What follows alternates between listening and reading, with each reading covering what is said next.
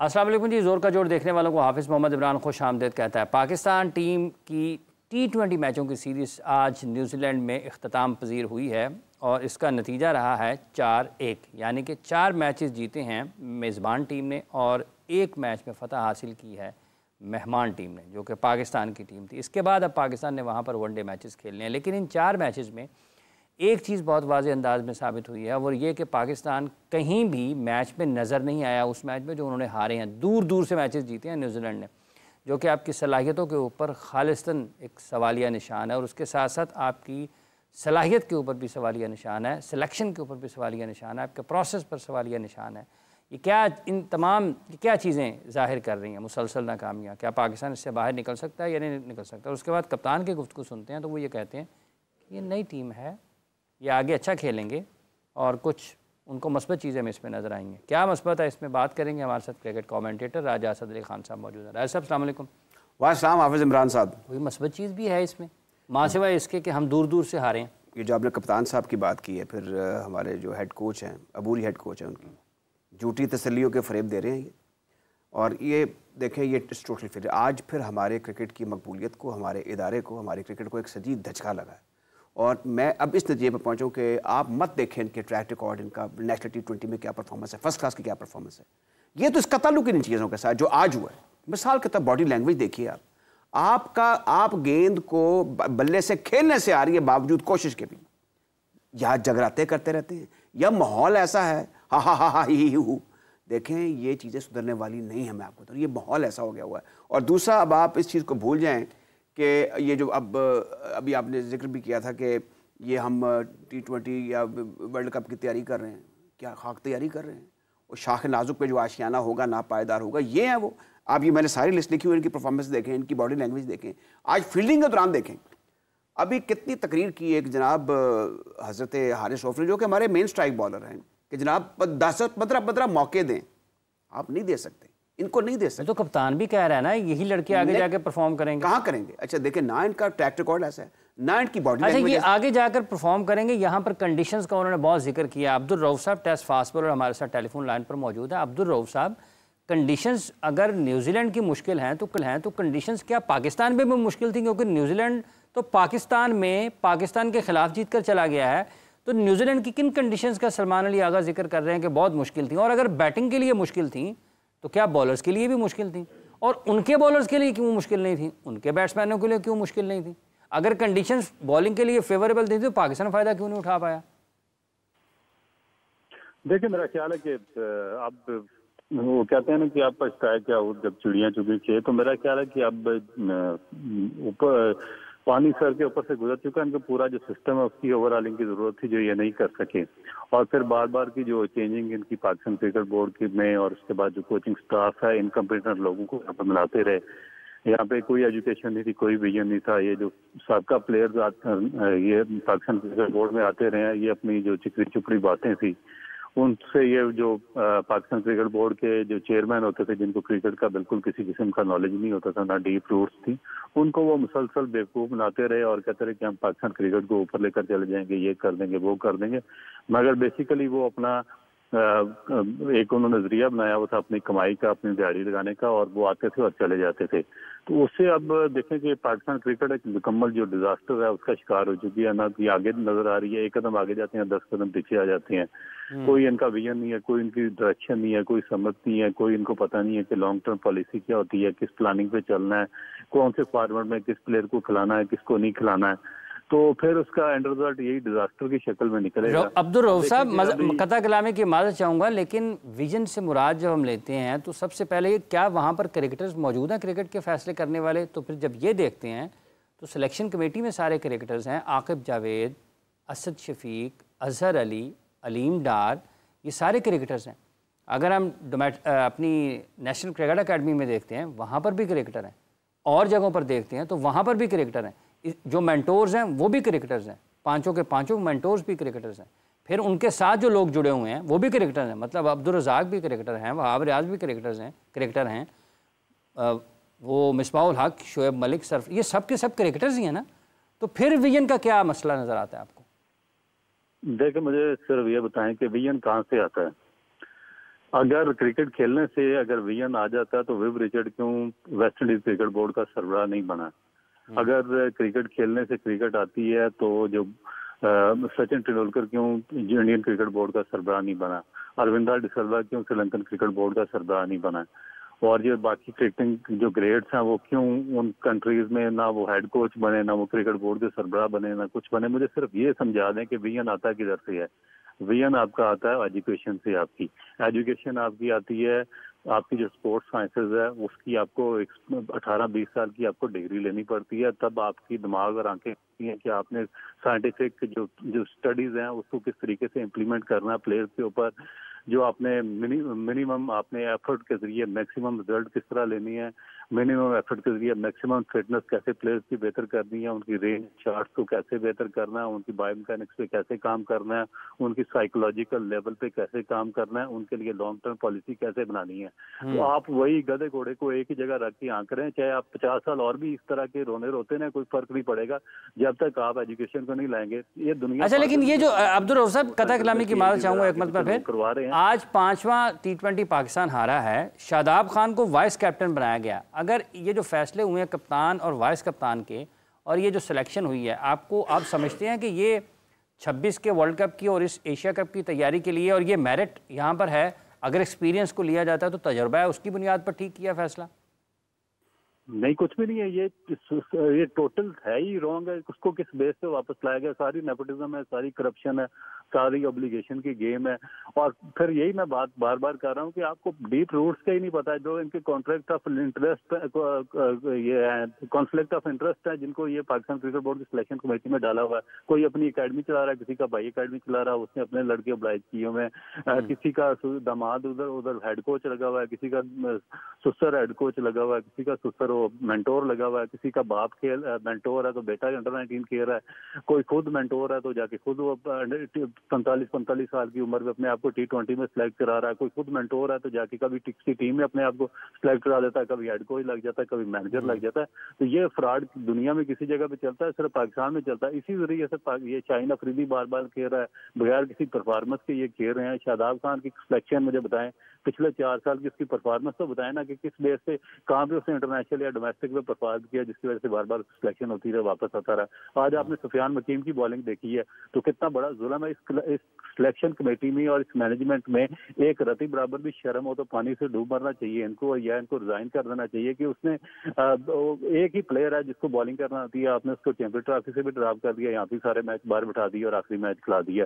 तो आपका जब विजन ही नहीं है, जो आपकी पॉलिसी नहीं है, आपने सारा सिस्टम ही इसी पे चलाना, ऑब्लिगेशन पे चलाना है, तो फिर उसमें फायदा ही नहीं है। आप फिर उसमें फायदा ही नहीं है जब आप सुफियान मुकीम का, जैसे राजा साहब अभी अब्दुल रऊफ साहब ने जिक्र किया कि आपने उसको चैंपियंस ट्रॉफी भी नहीं खिलाई, यहाँ भी सारे मैचेस बाहर बिठाए, एक मैच आपने उसको खिलाया, उसमें उसने परफॉर्मेंस दे दी है।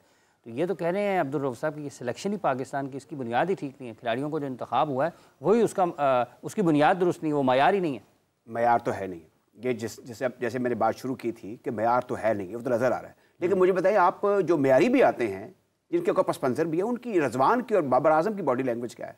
मुझे बताएं। एक सिंपल मैं आपको एक बात बताना चाहता हूँ कि जो कप्तान है ना, अगर वो टीम को एक यूनिट के तौर पर लेकर नहीं चल सकता तो he is a total failure.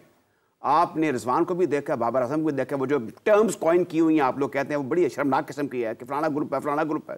पर दुनिया के तख्ते में, जैसे अभी रऊफ से भी जज्वी तौर पर जिक्र किया, किस मुल्क में साबिक टेस्ट क्रिकेटर, साबिक मैनेजर, साबिक चेयरमैन बैठ के क्रिकेट के हाईएस्ट ऑफ एक्सपर्ट पे बात करते जबकि उनको नहीं करनी आती है, वो नहीं कर सकते।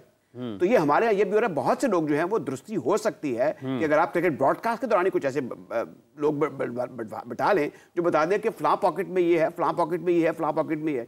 आपने रमज़ान में एक T20 टूर्नामेंट करा दिया, अब वहाँ पे सिर्फ मैं देख रहा था, हाफिज साहब सिर्फ 4 मरतबा बेतहाशा 16 टीमें हैं, मैचेज हुए हैं, 4 मरतबा 200 का मैजिकल हिस्सा जो इनके लिए उन्होंने क्रॉस किया है। अच्छा, जो बिल्कुल कंज्यूम हसन अली कहीं नजर नहीं आते, वो टॉप विकेट टेकर हैं। तो इस पर देखना ये होगा कि प्रॉब्लम क्या है। प्रॉब्लम सिर्फ और सिर्फ आपकी एडमिनिस्ट्रेशन की है, नॉट अबाउट द सिलेक्शन।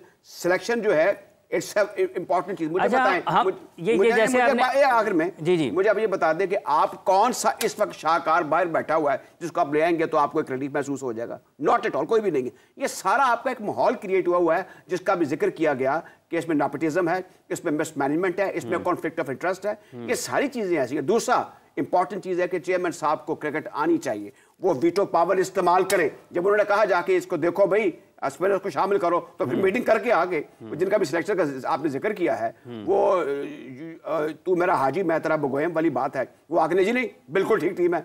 सारा पाकिस्तान खैबर से कराची तक और एक्सपर्ट जो हैं वो ये बातें कर रहे हैं कि हमें स्पिनर्स चाहिए। इंडिया ने स्पिनर्स वहां पे शामिल कर लिया, हम यहाँ पे कर सकते हैं। सुफियान मुकीम could have done wonders, जैसे कि अभी जिक्र किया कि 2 for 6 in 2 overs, जब सारों को 18 रन बन रहे हैं हाफिज साहब, मुझे बताया तो क्या तकलीफ थी उसको, उसमें क्या खूबी थी कि उसने सिर्फ आप आते ही उसने बोल्ड किया और क्लीन बोल्ड किया और फिर उसके बाद एक और विकेट हासिल की। फिर आप अपनी देख ले जो आपकी बॉडी लैंग्वेज है आपके तमाम फील्डर्स की, वो क्या करते रहे वहां पे, क्या उनका आपस में तालमेल था? कुछ भी नहीं था। कुछ ये जो अभी रऊफ साहब, जब हम अब्दुल रऊफ साहब एक तरफ बात कर रहे हैं मॉडर्न डे क्रिकेट की, और जिस तरह राजा साहब ने हवाला दिया इस नेशनल T20 टूर्नामेंट का कि वहां पर 200 रन ही नहीं हो रहे हैं, दूसरी तरफ IPL को देखते हैं, हर दूसरे मैच में 250, 280 रन, 284 रन भी हुए हैं।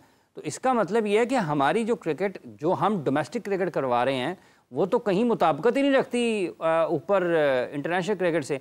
हम ये कहते हैं कि जो खिलाड़ी आउट ऑफ फॉर्म है उनको डोमेस्टिक क्रिकेट में भेज दें, लेकिन जिनको पाकिस्तान की टीम में शामिल कर रहे हैं उनके पीछे कोई डोमेस्टिक क्रिकेट ही नहीं है। देखिए बेसिकली जब तक आप अपने सिस्टम को स्ट्रांग नहीं करेंगे आप आगे बढ़ ही नहीं सकते। आपको बेसिकली अपना जो टेस्ट क्रिकेट है उसको स्ट्रांग करना पड़ेगा, और टेस्ट क्रिकेट को स्ट्रांग करने के लिए आपको जो फर्स्ट क्लास क्रिकेट है उसको कम्पिटेटिव करना पड़ेगा। आपने फर्स्ट क्लास क्रिकेट की ही रोलिंग स्टोन बना दी है, आपसे कोई इवेंट करवाया नहीं जा रहा सक्सेसफुली। और बेसिकली प्रॉब्लम क्या हो रहा है कि अगर आप टेस्ट क्रिकेट की स्ट्रांग टीम हो तो फिर बाकी जो फॉर्मेट्स हैं उसमें इतना आपको प्रॉब्लम नहीं आता, और ना ही वर्ल्ड आपको इतना अंडर डाउन कंसिडर करती है। तो आप किसी ना किसी बेस पे वनडे में और जो T20 रैंक है उसमें आप अपनी पोजीशन ले लेते हैं। जिस तरह आपने देखा कि 2007 में जब पाकिस्तान की जो टेस्ट क्रिकेट की पोजीशन थी वो बेहतर थी, तो पाकिस्तान वर्ल्ड कप भी जीत गया T20 का। और उससे पहले भी जब पाकिस्तान की जो टेस्ट टीम स्ट्रांग थी, उसके पास बॉलर भी थे, बैट्समैन भी थे, तो इवन के उस वक्त पाकिस्तान में इतना ज्यादा T20 का कोई माहौल भी नहीं था, इवेंट भी नहीं होते थे, मगर उसके बावजूद जो पाकिस्तान की परफॉर्मेंस थी वो बहुत बेहतर रही है। अब जब T20 फ्लॉरिश कर गया बहुत ज्यादा, और हमने अपनी सारी की सारी कॉन्सेंट्रेशन उसी जो 20 ओवर थी उस पर महदूद कर दी। हमने अपने क्लब क्रिकेट से लेके अपने स्कूल कॉलेज और अपना जो डोमेस्टिक स्ट्रक्चर है उसको भी इसी T20 में डाल दिया, तो हमारी जो बेसिक जो टेक्निक्स थी वो खत्म हो गई हैं, हमारी जो इनोवेशन थी वो खत्म हो गई है। हमारे जो प्लेयर्स में जो एक ओवरऑल एक जो टेस्ट होता है टेस्ट क्रिकेट का, जो फर्स्ट क्लास क्रिकेट से आता है, जिसमें उनके स्टैमिना का टेस्ट होता है, उनके एंडोरेंस का टेस्ट होता है, उनकी टेक्निक का टेस्ट होता है, उनकी हर चीज वहाँ पे टेस्ट होती है, वो जब चीज खत्म हो गई तो हमने 20-20 या 15-15 ओवर पे प्लेयर्स को पकड़कर पाकिस्तान टीम में डालना शुरू कर दिया, तो वो हमारा असल डिजास्टर था। अब देखिए कि हर जो क्रिकेट है, जो इंटरनेशनल क्रिकेट है, उसके प्रोटोकॉल होते हैं। आप जो लड़के 20 ओवर के लिए सिलेक्ट करते हैं T20 से, ये टेप बॉल से आते हैं, इनका कोई लेवल नहीं है, ये 6 ओवर में आपका मैच खत्म करवा देते हैं। इनको बेसिक एथिक्स और मोरालिटी का ही नहीं पता कि आपने इंटरनेशनल क्रिकेट खेलनी कैसी है। शर्ट इनकी बाहर होती है, इनको शर्ट पहनना ही नहीं आती बेसिकली, तो इन्होंने आगे इंटरनेशनल क्रिकेट क्या खेलनी है। तो इसमें हम डाउनफॉल पे जाते चले गए, और इसमें आगे हमारा मजीद डाउनफॉल आएगा जब तक हम फर्स्ट क्लास क्रिकेट को, क्योंकि असल इशू क्या है, अब बार बार मैं क्यों रो रहा हूँ, अब मुझे पता है कि जो फर्स्ट क्लास क्रिकेट है उसके बगैर आप अपना सिस्टम ठीक कर ही नहीं सकते, और जो जब तक इनकम्पिटेंट और पैराशूटर यहाँ पे पाकिस्तान क्रिकेट बोर्ड में रहेंगे, इसके जो पैनल है उसमें रहेंगे, आपकी फर्स्ट क्लास क्रिकेट इंपॉर्टेंट हो ही नहीं सकते। वो इंपॉर्टेंस देने को तैयार ही नहीं है फर्स्ट क्लास क्रिकेट को, उनको ये ही नहीं पता कि फर्स्ट क्लास क्रिकेट की कितनी बड़ी इंपॉर्टेंस होती है। आपने देखा कि इंडियन क्रिकेट में जो उनके 3 टॉप क्लास प्लेयर्स थे, जो कि बहुत अरसे के बाद उन्होंने अपनी इंटरनेशनल टीम को दिए थे, जब उन्होंने वायलेट किया अपना फर्स्ट क्लास जो डोमेस्टिक स्ट्रक्चर था और उसमें जो अपना कॉन्ट्रैक्ट था उसको वायलेट किया, उन्होंने तीनों को सेंट्रल कॉन्ट्रैक्ट से निकाल दिया।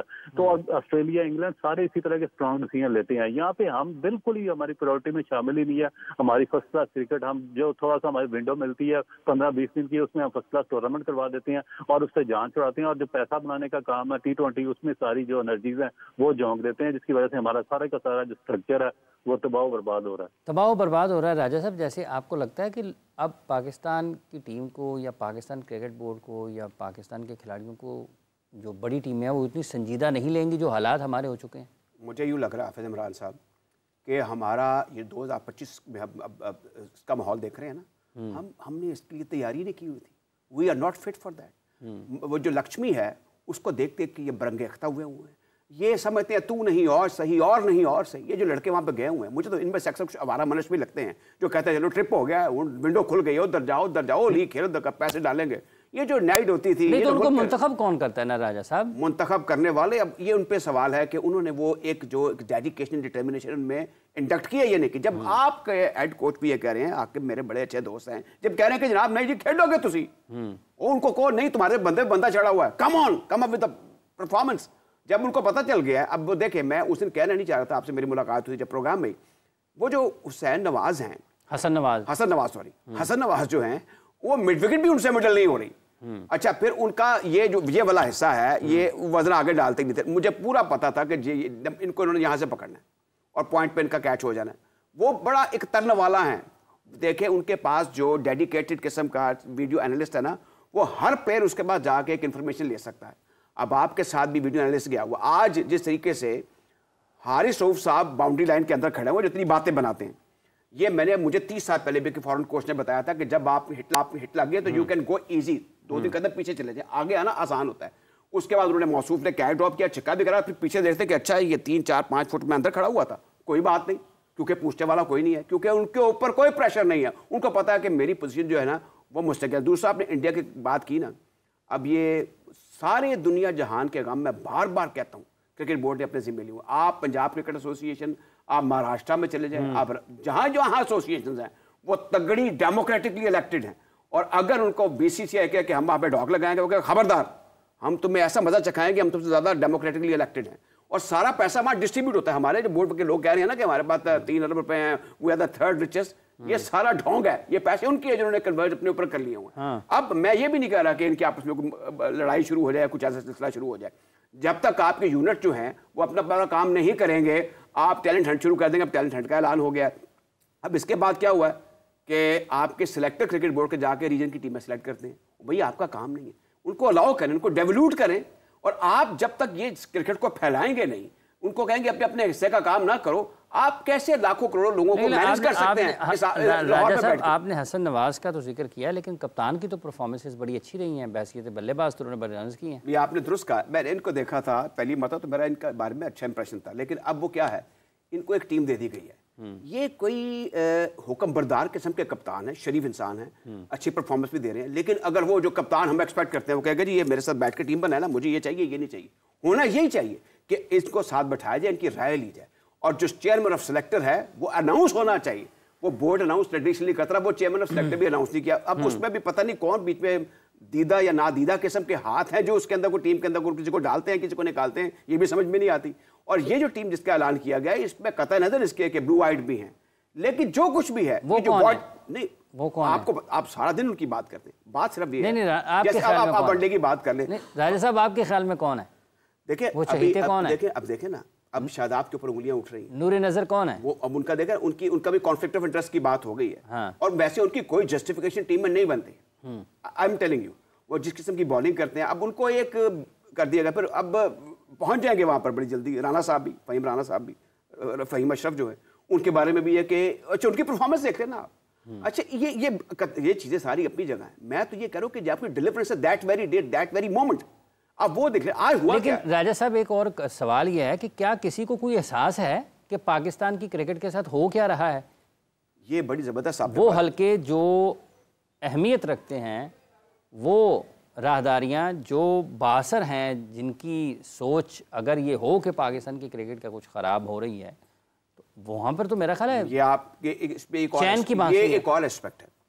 अच्छा, इसमें अब हर शख्स को अपने तौर पर देखे ना, there is no person like Ijaz Butt in Lahore. Karachi में भी कोई वो मुनीर हुसैन या वो साहब आवाज बुलंद करते थे, अब वो सारे यहाँ पर भी मरहूम अब्दुल कादिर बहुत आवाज बुलंद करते थे।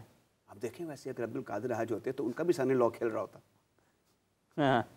लेकिन अब ये भी तो है ना, लेकिन नहीं, वो ऐसे नहीं थे, वो तो उन्होंने अपने बेटे को निकाला। एक स्टोरी है। हाँ। बात ये है कि अब सारी सूरत हाल ऐसी है कि हर शख्स जिसको अपना किरदार अदा करना चाहिए था ना, वो कॉम्प्रोमाइजिंग पोजीशन में आ गया। क्योंकि जो एक और इशू है कि जैसे हमारा देखिए नेशनल मूड है ना, वैसे क्रिकेट पर भी उसके असरात शैडो पड़ा है। ठीक है। वो जो एक हक और सच की बात करने वाला, अगर कोई अव्वल तो है ही कोई नहीं, अगर कोई है फिर उसके साथ आपको पता है क्या कुछ होता है। और क्रिकेट में भी चीज़ें चल रही हैं, कुछ हादसा कुछ वाक़यात आपको भी पता है, आप उनके जानने वाले भी हैं। उन्होंने किसी ने आवाज़ बुलंद की तो उनको हमेशा हमेशा के लिए कहा जी आप तो, किसको आपको पता है, आप उनको प्रोग्राम में बुलाते रहे, आप सब छोड़ें। नहीं, कौन रहा है? मैं क्यों कौन है ना रहा है? नहीं, आप नुमान भट्ट की बात कर लेना, जब क्वेटा में इजलास हुआ था। अच्छा, मैं नहीं कहता उन्होंने सही किया या गलत किया, उन्होंने आवाज़ बुलंद अपने तौर पर की।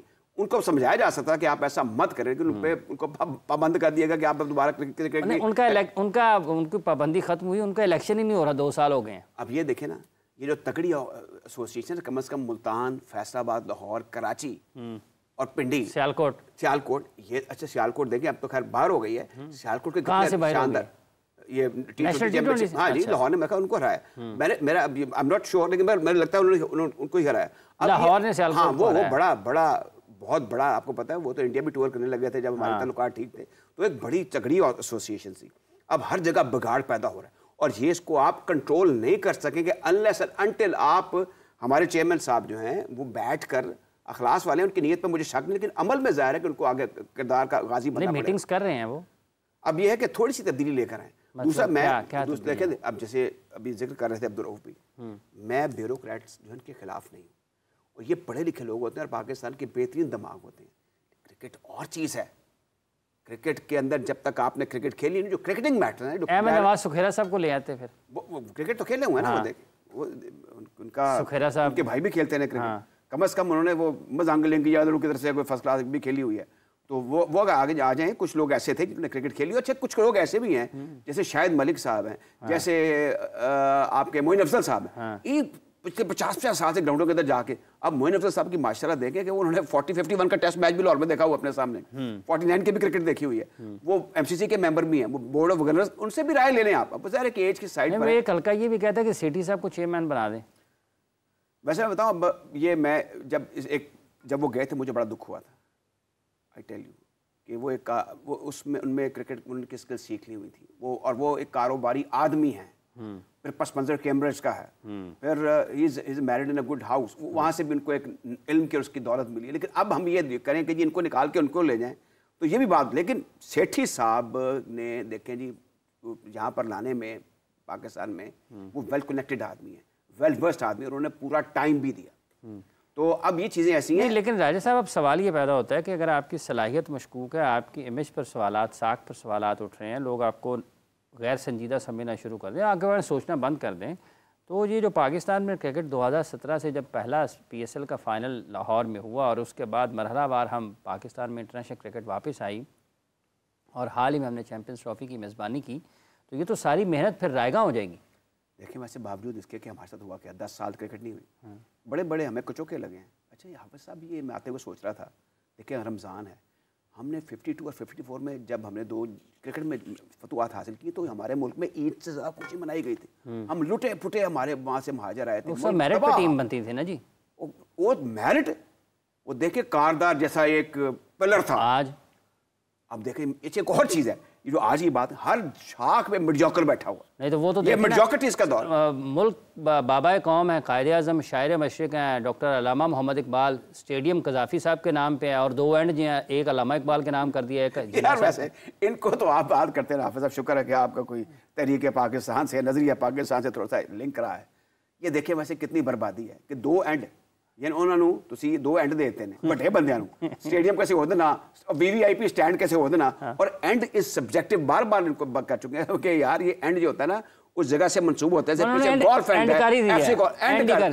ये मशवरे कौन दे रहा है, ये मुझे समझ में नहीं आ रही। मशवरे कौन दे रहा है, इस पे मजीद गुफ्तगू करेंगे, उस बंदे को, उस मुशावरती कमेटी को ढूंढने की कोशिश करेंगे। बहुत बहुत शुक्रिया राजा साहब आपका, आप तशरीफ़ लाए, जितने भी लोग देख रहे हैं आप सब लोगों का बहुत बहुत शुक्रिया।